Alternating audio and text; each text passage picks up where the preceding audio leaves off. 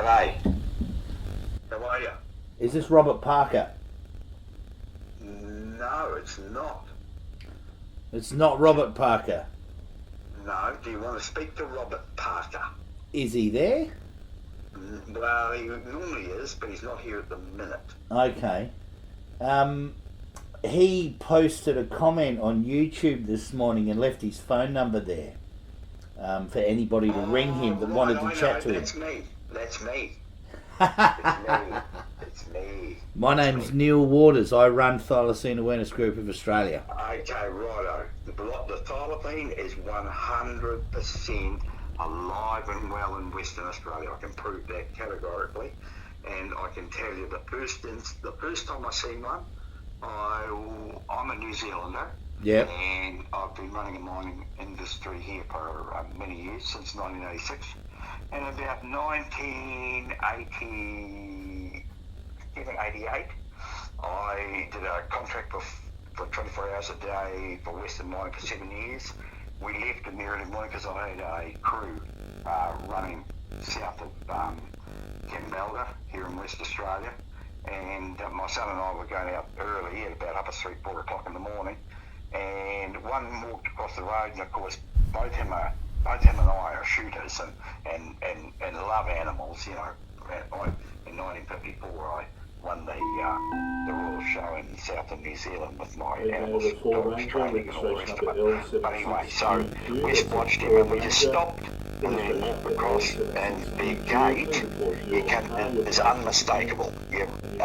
When you see one of these animals, you know because you know. Anyway, we got down to Western Mining, and a fellow by the name of was the conservation man that looked after all conservation rehabilitation for Western Mining.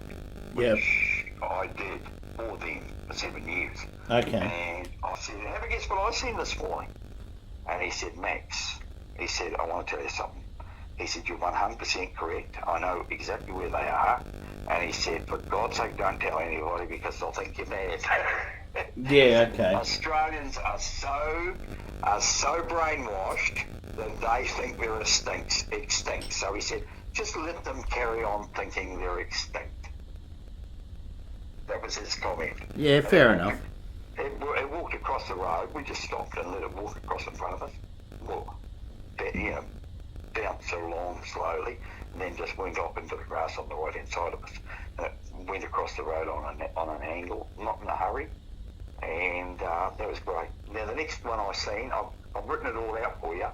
Cool. Now every one of them I saw in darkness. In other words, in the early hours of the morning, very early, and at night time. Now, if you fellas, if I've got time, I want to go and sit at the sewage ponds, at the shit ponds, and okay. They come in there periodically, and I'll tell you something, a characteristic about them. I've done a lot of work in the desert for digging holes, dams for drilling contractors, right? So you dig a big hole, and then you fill it up with the water truck so that they can siphon out of it for the diamond drilling. Yep. Now, when the dam gets down low, because you've just bulldozed and put it in there, the animals come and drink out of it at night, right? Yep. Now, as you'll know, the Thylacine has a footprint of its own. Nobody else has got it like it. Yep. And of course, the big cats have got the same footprint. And I've actually put my hands spread inside some of the wild cats that are out in the desert here in West Australia. Yeah. I can put my hand inside the size of their footprint. Anyway, it's Thylacines we're talking about. Now, talking about the early hours of the morning and at night, if you put up a balloon with a camera on it, you'll see all the animals will come in to get water at night, and if the Thylacine's there, they'll all hang back by about half a kilometre from the dam. And all in a circle, you can see them all. Yeah, right. No, seriously. No, I believe you. That's awesome. That's a great observation. Yeah, now the next observation which I have with me, and because I know animals very well, is that if you are in the bush by yourself and you're, looking for exploration like me, I've done 7 years. I slept in a swag, and I've scanned the whole of Australia for mineral Okay? Yep. And when you're there, you can feel the thylacine watching you. You Yep. can't see him, but you can feel all the hair on your body will not even thinking about it. You just feel it, and you know straight away he's within the vicinity of where you are. Now, the other thing that you'll find that when they're coming in for water, how you know the thylacine is there is they will kill the kangaroos and they'll only eat the head. Yeah. Everything is eaten. Everything in the head is eaten. Only teeth are lying on the ground, and the body they don't even touch. I know. They do take the lungs though as well. Well, they will do, but not very often. I find that they mainly concentrate on the head. Yep. Once they get a head, well, the thing is, they've only got to get 6 heads in a night. We find headless roos all over Australia, mate. That's been one of our key bits of evidence for the whole 10 years I've been doing this. Okay, right. So I'm right with you on that one, but we do get them taking the lungs a fair bit though, so... Oh yeah, well, I've got a funny feeling it might be something else that's getting a lung because of what I have observed, and if you really wanted to get a good shot of one, I believe that the Shire Council, the Shire are a pain in the arse, but we used to just go in the gate and get in there to get a look at them. And yep. I've seen them where I could have shot them and I haven't. I wouldn't shoot them. Yeah. No, that's cool. Because of the people kicking up such a noise about it, I've often thought to myself, I should have shot one just to show these bastards that they're here alive and well, but I wouldn't do it. Now, the two that I seen together is I designed a grader for the gravel roads of Australia, and I can grade 96 to 100 kilometres. I can grade that 3 cuts over, 3 cuts back, and I've seen a lot of Australia because of my speed of grading. Now, I did the Gun Barrel Highway right through. Right. Of course, on the way through, after I left, now, if you want proof of what I'm telling you, I was just thinking about it when I wrote that up for you this morning. The first leg, about, I suppose, 70 or 80 k's away, heading across the Great Central area of Western Australia, on the Gun Barrel Highway, it must have been 11 o'clock in the day, I could see a dot in the middle of the road. And that dot, as I'm coming towards it, the dot started getting bigger and bigger and bigger and bigger. And by about 4 o'clock in the afternoon, because I could see in a straight line, the dot was just about in front of me. And have a guess what it was. It was a fella standing, covered in flies, as black as the ace of spades, and beside him was a dog, and behind him was 3 camels all in a line. And I could see that for miles. And that was on the same day that I seen the Thylacine. And that fella said to me, he said, I'm glad that, you and I walked into each other. I said, why? He said, I was about to shoot myself. He said, the flies had driven me absolutely fucking mad. It was that day or that night, at about 11:20 at night, I'm coming through a cutting because I shipped the grader the way ahead, and then I grade back and then come back again, and then I've got the truck where I want it. And of course, I was shifting the grader that night, and I was coming through a cutting where the road was about, it would have been from the top of the roof of the 10 Volvo, it would have been about another 2 to 3 metres higher than the bank was. But on the ground in front of me, because I was climbing and going through the cut, this female Thylacine was on the road walking across. I didn't want to go too fast because I backed off a bit. And then just as I've got my eyes on her, this bloody thing with his mouth wide open came down on an angle past my sun visor, the sun visor on the Volvo truck. Yep. And if I had no glass, I could have put my hand in his mouth. That's how close he was. And his mouth is unbelievable. Unbelievable to see. He must have been, had his mouth open for more air, because he was obviously wanted to chase her. He was coming down off that, but she was already down on the ground. And she was on the right-hand side on the ground, tire level, and she just wandered along, and this bastard came like a bird down in front of me. I just about shit myself. I couldn't believe So he was basically warding you off from her, essentially. Yeah. That's awesome. It is. Well, you see, the thing is, when I could have shot one, I didn't have a camera on me because I wasn't even expecting to see one. And of course, every time I've seen them, I've never been expecting to see them. But all the time, I just know they're there and work around them. I have no problem with them. And they're very, very sly. They just slide away. But you wouldn't want to tangle with them, I wouldn't think, because of the mouth on him. If people only knew how big that mouth is unbelievable. Yeah, they've got about a 90-degree gape, I think. That's right. It's unbelievable. And when you see that at night time, and it's right in your face, I mean, if I put my hand straight out through the windscreen, I could have put my hand in his mouth. That easy, it wouldn't have been funny. Yeah. True as I sit here. So... I bet you shit yourself when that happened. Hey? I bet you shit yourself when that happened. Oh, I tell you what, mate, I couldn't believe my eyes. I couldn't, I just stood there and thought, well, if I ever have to repeat this to anybody other than my kids, nobody would believe me. No, I believe you. We had a sighting last year or the year before from a lady from Victoria, and it was from the 1980s, and it was a bunch of people that were out looking to shoot deer in the forests out there. And they shot this deer, and this thylacine came out and claimed it, and it had a wife and 3 kids in the blackberries. Yeah, that's right.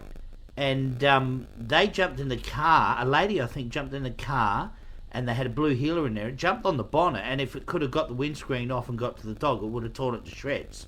And the dog was terrified. Everyone was terrified, and they shot it, and it took off.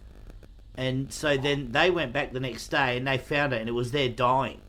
It hadn't died, so they shot it and left it there. I mean, that part is always the tragedy, of course, with anything like that. But this thing was... See, that would never happen with me. They didn't realise at the time it was there with its partner and children, sort of thing, Yeah. That's sad. Yeah, it was very sad, but it was a really interesting story either way, because it sounded very factual in the way she relayed the story. It didn't sound like anything bullshit about it, It was a very honest story. Yeah, well, you see, with me, I'm not here to big note myself, but I just thought it was interesting that people are interested, and I just want to commend you for carrying on. I want to tell you that I never went out looking for them. Yep. They were there. I've been doing this for 10 years now. This is my 10th year chasing this thing around the country. Oh, look, I'll tell you what. Well, they're here live and well in Western Australia. What did you think of the video of the one from WA, number 1, on the clip I put out? It's bang on, isn't it? No, it's absolutely dead on. Yeah. And it's like the young fellow that they put the story up about from the States. I mean, his photos are genuine. They're not. That's not. He's just a simpleton, really. And he had no idea what he was taking a picture of. You can tell that. Nah, he's actually a charlatan, not a simpleton. But that's another category of discussion we'll cover later. Do you really he's been giving me a pain in the ass for about 7 years. He's been around for a long time, since 2017. But yeah, we're not going to give him any airtime here. Anything I'm telling you, I'm not here for airtime. I know that, mate. I can tell you're genuine. That's absolute. And I could, and all I'll say to you is, the moment I've got some time, I'd like to go up and actually get some photos of them, because I know where they are. And I know where but they don't move around that much. They're like a family. They're like a unit. When you put your comment up on YouTube this morning, I actually talk it down, because what you were saying was such important information, and you had your phone number there. So I took a screenshot and I removed your comment. All right. So because I've done that, no, you won't be able to comment on the YouTube anymore. So I apologise for that. No, don't worry about it. Look, yeah, but I believed you the minute I heard what you said. What you typed out there was just brilliant. So I just immediately screenshot it and deleted it, so no one else got your info, because that was really good info, mate. So thank you for coming forward. And keep my phone number. And one day, I've only got 14 or 15 months, and anyway, my name is Maxwell Hugh. No worries, Max. Now listen, I've recorded this conversation, but I won't release it anywhere. It's purely for my own records. You can do what you like with it, okay? Well, I might use bits of it then, but I won't release any of the details of the locations, alright? Yeah, well, I'll keep that out of it. He was the head of the environmental section of Western Mining, so just keep... So where are you based now? Are you still in WA? Yeah, I'm in Perth. Yeah, in Perth, in an office in Perth. Oh, okay, no worries. But feel free, if you're over here, call it. I'd love to catch up with you. I'd love to, because I've only done a little bit down near Nannup and Bustleton and stuff. I haven't really done any other parts of WA. So it's out the edge of the wheat belt, is it? Oh no, way past the wheat belt. Oh, okay, so it's in the desert country. Yeah. That's where I've seen one. This is on the Nullarbor. Yeah, going north. Okay. North on the Northern Highway. Yep. Okay. Yep. Now the first one I saw is just outside of town, just about, I think about 2 k's, kilometre and a half to 2 kilometres, just south of that Thylacine was walking into. Right? Yep. Right, so that'll give you a picture so that you can look about 5 or 6 k's out of town. Towards you just put a mark there. That's where I saw the first one. The next one was in the same sort of situation about 11 o'clock at night on my way to... Yep. Then if you travel due east, you're going towards the Ballinroa line. Okay. You'll sit there, and the shit ponds are just back from... And then the one in station is you've got to go away from towards, and then you go out on the Gun Barrel Highway. That's yeah, I know about the Gun Barrel Highway. Yep. Right. Well, those two together through that cutting, that was on the Gun Barrel. So that's an area that I'd love to go back to. Okay. Is that just like desert mulga sort of country? Yes, it is. Yeah. Oh, yeah. Cool. Yeah, That typically internal Australia stuff, interior stuff. Yep. And the Brumbies there at night time, the Brumbies with their poles running across that broken country is unbelievable to watch at night time. Just as the sun's going down, and you can see the Brumbies with their tail up in the air, and the little poles trying to catch up with them. That's awesome. That's awesome. So how long ago was the last sighting that you had? Oh, look, it's I haven't been up there for a while. That would be 7 or 8 years ago when the last sighting. And was that the one with the male and the female? That's the male and the female. Yep. And what time of day was that? That's 20 past 11 at night. Okay. So you slowed right down because you saw her and Yeah, I saw her. And he came out of nowhere. And he came out of fucking nowhere, and I just because you got to remember my eyes, and just think you're in a Volvo truck, say an F16 or any plates, Yep. the same cab, same height off the ground, and I'm looking down because I'm an animal man. Look, you know your animals. I get that. Oh yeah, well I've trained many, and when I was a boy, I used to get 80 to 100 pound from my border collies that would do anything, absolutely anything. And people just were shocked. And when I went when my neighbour carried me to the Royal Show in Invercargill, south of New Zealand, I was presented by the Queen and won a prize out of 1,300 exhibits. That's all I could do with animals. That's awesome. Like, people just couldn't. So you're nearly 80 now. I'm almost 80 now. And how many years have you been in Australia out in the bush doing what you do? Since 1986. Cool. I'm going to chat to you again in the next couple of weeks when I get back to Tassie and settle in. I've got a few things to do. Anytime. And we'll have another chat. And I think you'd be a great reason for me to come to WA and just have a bloody good time. So Yeah, well, listen. I've got heaps of I'm doing info. some big things at the present moment, and Yeah. as soon, when you're talking with me, Yep. we'll work it out so that we can go to the desert. Yep. And I'll take you to the very places Yep. that we've seen the Thylacine. Awesome. All right. No worries. Great talking to Pleasure. you, mate. All the best. Same to you. Pleasure. Cheers. Bye. See ya. Bye. Bye.